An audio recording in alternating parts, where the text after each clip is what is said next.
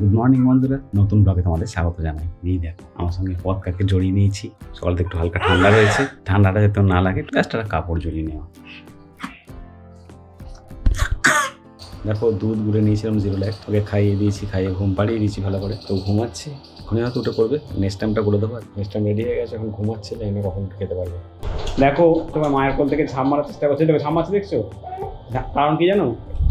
কি ব্যাপার, কোথায় যাবে তুমি? থামের কাছে যাবে? থামের কাছে যাবে?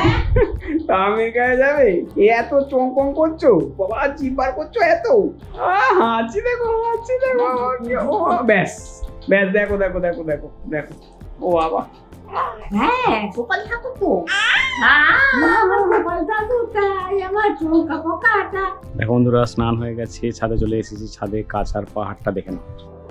দেখো দেখো নেমে আসছে নিচে, ও নিচে নেমে পুরো গড়িয়ে নেমে আসবে। এটাকে দেখো নাম তো, বাবা বাবা বাবা বাবা, গাছে সুন্দর গাছ থেকে নামছে। অসাধারণ। কি করতে চাইছে? বাবার দিকে আস্তে আস্তে এগিয়ে আসছে। আমায় নাও গো বাবা, একটু আমায় মাঠে ছাড়ো। ওই দেখো মুখ দেখো, মুখ দেখো। আয় আয় আয় আয়।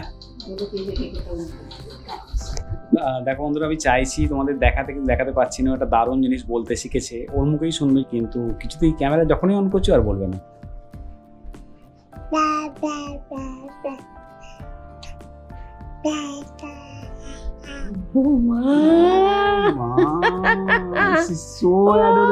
জীবন সার্থক।